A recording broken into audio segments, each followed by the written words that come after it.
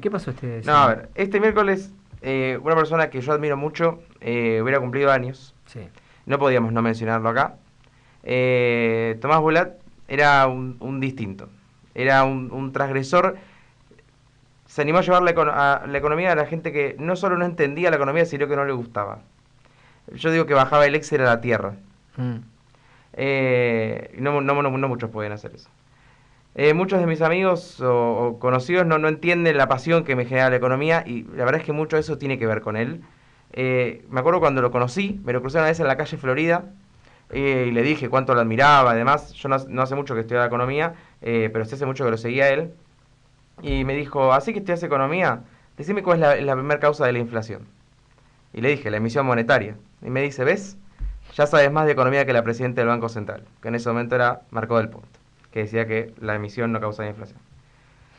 Perdimos a alguien, la verdad que muy valioso, Muy. pero si algo queda de él son sus ganas y su pasión. Así que no se queden con lo que nosotros decimos acá. Lean, infórmense, lean mucho, porque Tomás tenía una frase que queda, y dice que cuando se nace pobre, estudiar es el mayor acto de rebelión contra el sistema.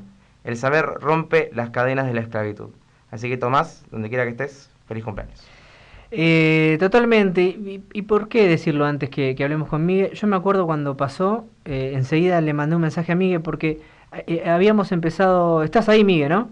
Sí, sí, sí, estoy Eh, escuchando y, consternado, y no porque sé si te acordás, sí, habíamos tenido unos mensajes porque teníamos ganas de juntarnos con Tomás y nos sorprendió a los dos tantísimo la noticia en 2014, ¿no? sí, sí, sí, tremendo, tremendo. Tomás era muy amigo mío, yo soy amigo Sí. de los padres, de hecho, de Gaio Bulat, un arquitecto rumano, digamos, que vive en el país hace mucho, casado con la hermana de Elba Rulet, o sea, con Elena Barreiro. Ellos eran los padres de ellos. Elba es Elba Barreiro de Rulet. Veraneábamos juntos en San Bernardo, ellos construían ahí también, en la vieja calle Chiosa, que era la más importante de San Bernardo. Bueno, y hemos pasado verano juntos, además él compartió muchos años de militancia con nosotros, era más chico por supuesto que yo, otra generación. Tan brillante era que logramos que cuando en tiempos de Alfonsín, que él era chico, estaba terminando la facultad, entró a trabajar en lo que era la vieja DGI, y allí se destacó tanto que fue elegido entre 3, 4 para ir a hacer un máster a la Escuela de Economía de Londres. Así que él se formó, la verdad, muy bien, y por supuesto tenía un carisma y una brillantez, que esto que recordaba Jero recién, digamos, es una muestra, ¿no? La verdad es que daba para mucho más, y hubiera sido sin duda hoy un referente mayor de lo que llegó a ser, ¿no es cierto? Sin duda. Era un hombre destinado a tener un futuro brillante, sí. Una Las gran pérdida. picardías de la vida, ¿no? Sí. Bueno, saliendo de este paso, pero la verdad es que sí, un homenaje a un tipo Sí, que muy querido en un el tipazo. medio. Muy. Una semana que genera conflictos, como siempre, pero que nos sorprende a todos. Es mi pregunta y después ya vas tranquilo. Sí. ¿Es esperable que un asesor del presidente de los Estados Unidos tire una bomba en un canal afuera y acá se descalabre todo y la gente vaya a comprar dólares? Y No, la verdad es empecemos... que a mí me llamó la atención que no se aclarara de entrada de qué sujeto Claro. estamos hablando. No estamos hablando de un académico de primerísimo nivel, con varios libros estudiando, ¿no es cierto?, las temáticas a las que se refirió, sino que es un comentarista de televisión, un columnista, que paradójicamente ha errado, Sí. en algunas de sus errores. Así fue cuando anunció el fracaso de la política económica. No lo describas mucho más porque me hace acordar a Duhovne. Qué malo que sos. Bueno, él predijo el fracaso económico de Clinton, o Sí, claro. se puso a hablar de lo que iba, de la consolidación del plan económico de Bush en el momento en que empezaba el proceso recesivo con Bush semanas después. Así que Claro. viene de varios quemos, y la verdad es que uno diría, es sospechoso que haya tirado esto en un momento en el cual todas las turbulencias que vienen de afuera nos impactan directamente en el tema de la moneda. Yo lo ponía en un plano bastante parecido a este movimiento que hizo el Partido Justicialista de mandar una carta, que hoy mismo, a 24 horas de haberse conocido, Guillermo Nielsen sale a decir que no lo mezclen con eso, como si hubieran puesto el nombre de él sin siquiera consultarlo. Sí. Pero aparte, ¿quién manda la carta, no? Recordemos quién manda la carta. Eso yo no lo juzgo, porque el Partido Justicialista tiene derecho a darse la organicidad que quiera, y si hay una comisión de economía y lo han puesto a Guillermo Moreno, el que tenía que firmar era él. Después podemos analizar la historia, las valoraciones que tenemos de él, etcétera, pero si eso es orgánico del PJ, bueno, salvando las distancias, lo mismo que alguien cuestionara que yo sea el coordinador de la Comisión de Economía del radicalismo. Claro. Digamos, uno puede estar a favor, en contra, coincidir conmigo, sí, no, etcétera, pero la organicidad es la organicidad. En este caso el que tenía que firmar era él.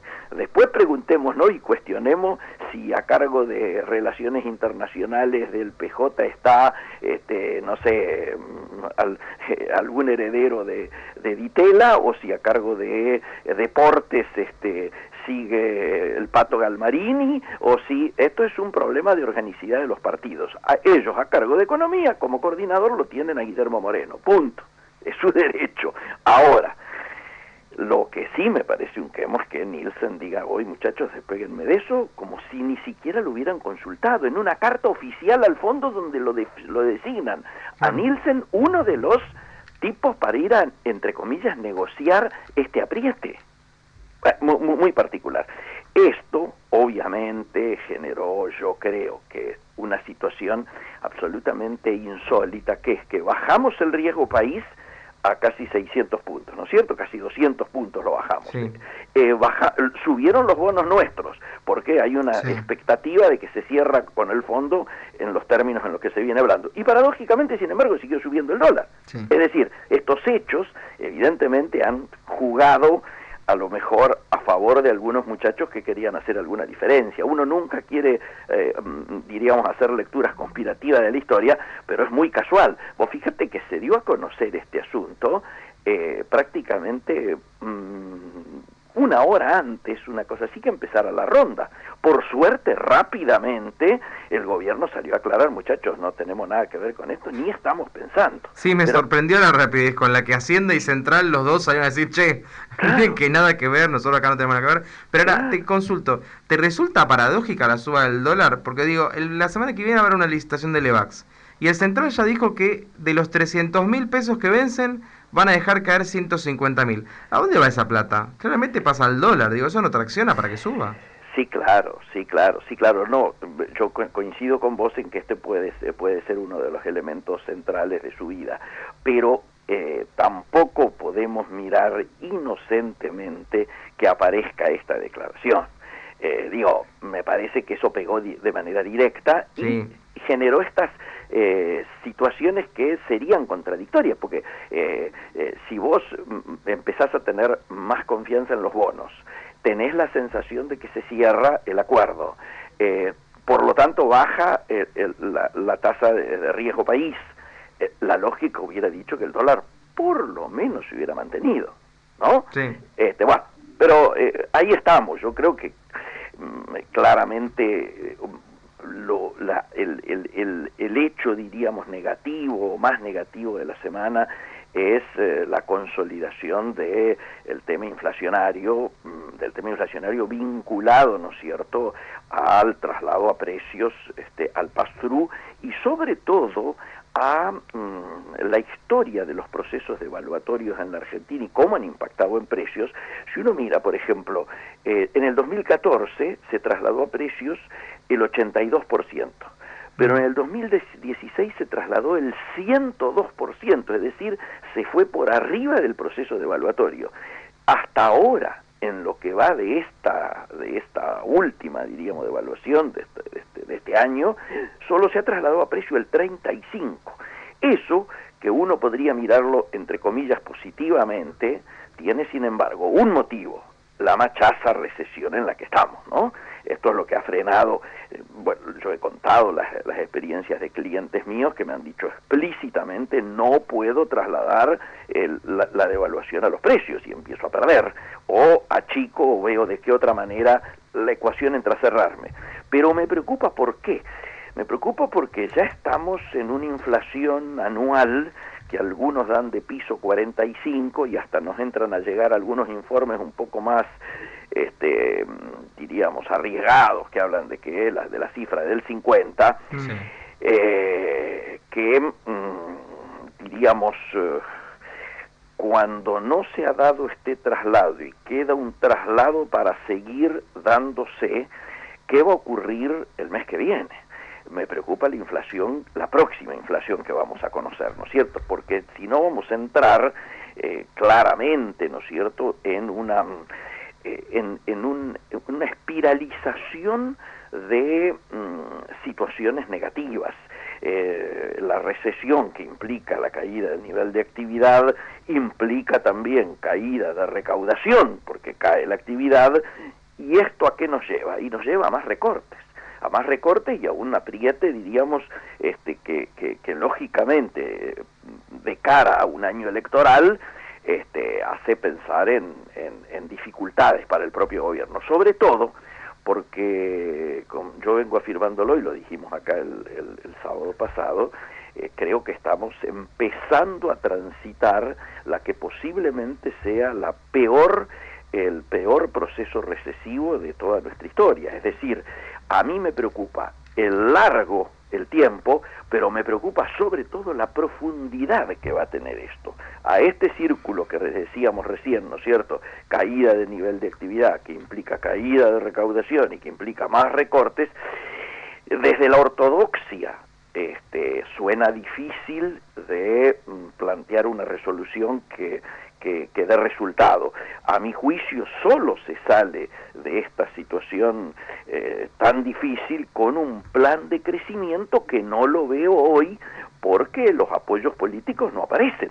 Digamos, esos apoyos debieran trasladarse o utilizar inclusive la excusa de que tenemos que arreglar un presupuesto para plantearnos una cosa a mediano y largo, en el cual objetivamente no estoy viendo la madurez política como para plantear una salida, diríamos, que rompa con este círculo vicioso. De hecho, ya nos estamos dando cuenta de que algunas cuestiones que tenían fecha ya empiezan a correrse. Digo, se iba a entregar el presupuesto ahora dicen que se va a entregar el lunes el presupuesto. ¿Por qué? Porque todavía no tienen cerrado varias cuestiones y fundamentalmente no solo no la tienen cerrada con los gobernadores y los sectores políticos internos, sino que me parece que no la tienen cerrada con el fondo.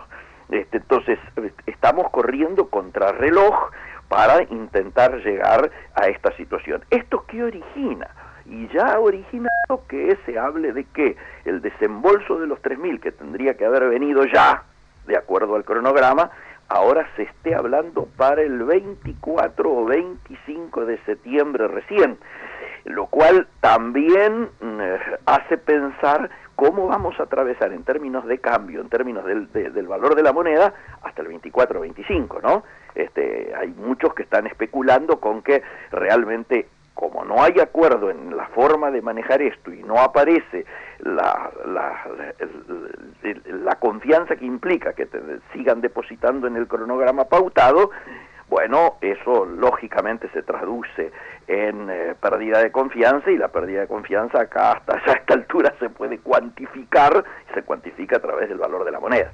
Yo quiero descartar desde mi mirada, y creo que en esto Jero seguramente va a coincidir conmigo, yo quiero descartar el tema de la dolarización. A mí me apretaban que además acá se confunde dolarización con convertibilidad. Sí, totalmente.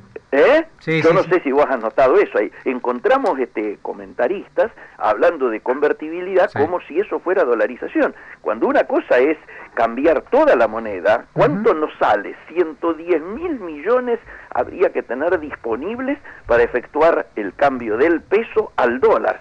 Distinto es la convertibilidad, donde en todo caso ahí tenés que pensar en a qué valor técnico debiera pasar el peso si te mandás convertibilidad. Y tengo el número. Los números son monstruosos, 240 o 250 pesos. Exactamente, si sumás la base monetaria, más las LEVAX, más los pases, más las LELIX sobre las reservas netas, o sea, las reservas que son del central, das 201 pesos con 40 de valor de dólar. O sea, que eso sería para... El aquelarre, eso es un aquelarre. ¿Te imaginas entrar a 200 pesos, tío? Bajamos la cortina, muchachos, y nos dedicamos a otra cosa. Ojo que es una solución, le cambiamos el nombre al país y... Sí, claro.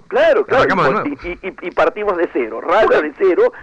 Seamos Puerto Rico ya a esta altura, ¿no? A ver, si nosotros aplicáramos la creatividad y dijéramos, podemos ensayar soluciones así tan esotéricas como estamos planteando, pero si eso nos serviría para resolver los problemas estructurales, yo te diría, lo pienso. El problema es que estamos seguros que los problemas de la sociedad y los problemas estructurales y los desequilibrios que tenemos desde hace 70 años no los resolvemos ni con estas cosas. No. Y si resolvieras los desequilibrios para dolarizar, ¿para qué vas a dolarizar?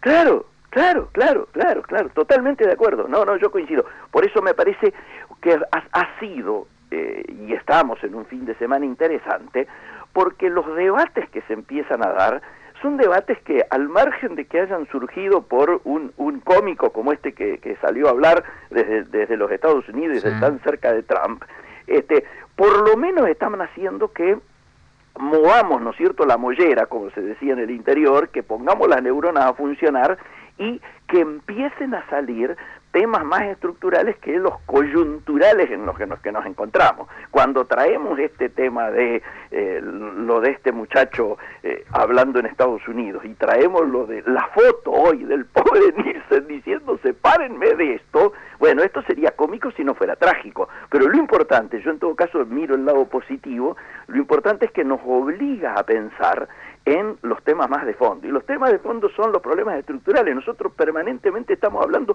sobre los efectos y muy pocas veces nos dedicamos a encarar las causas. Me parece interesante que esto que ha ocurrido nos haga repensar, ¿no es cierto?, las causas de cómo se ha llegado a esto y por qué, si solamente estamos pensando en el acuerdito ahora que se cierra para este mes y si viene el desembolso de los 3.000 o no, en lugar de pensar, por eso decía, en un programa de crecimiento, en una cosa más a largo plazo, bueno, ya sabemos a qué nos estamos ateniendo, ¿no?